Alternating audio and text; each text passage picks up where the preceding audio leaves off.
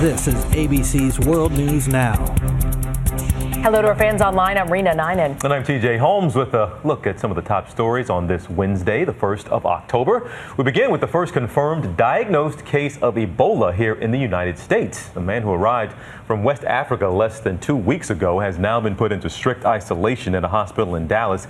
He didn't start showing symptoms until 4 days after he got off the plane. He went to the doctor, but was sent home, then wasn't admitted to the hospital until 4 days after that. The man was visiting family. Doctors now keeping an eye on everyone he's been in contact with.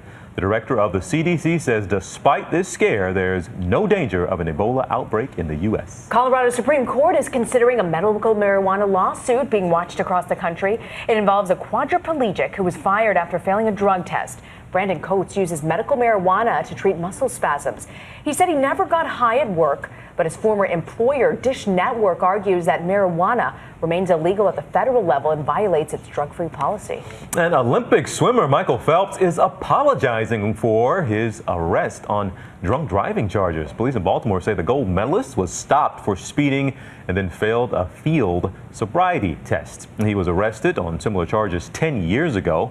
Phelps came out of retirement this year with an eye toward competing in the Rio Summer Games in 2016. And if you were one of the people who thought caffeine in your underwear would make you thinner, think again. The Federal Trade Commission says you were had. Caffeinated underwear does not help you lose weight, and you can get your money back. Two companies that make the so-called shapewear have agreed to refund $1.5 million to consumers. Now that's the real skinny on the gimmick. Get more news anytime at abcnews.com. I'm Rena Ninan. And I'm TJ Holmes. Thanks so much for watching. This is ABC's World News Now, available anytime, anywhere you want it.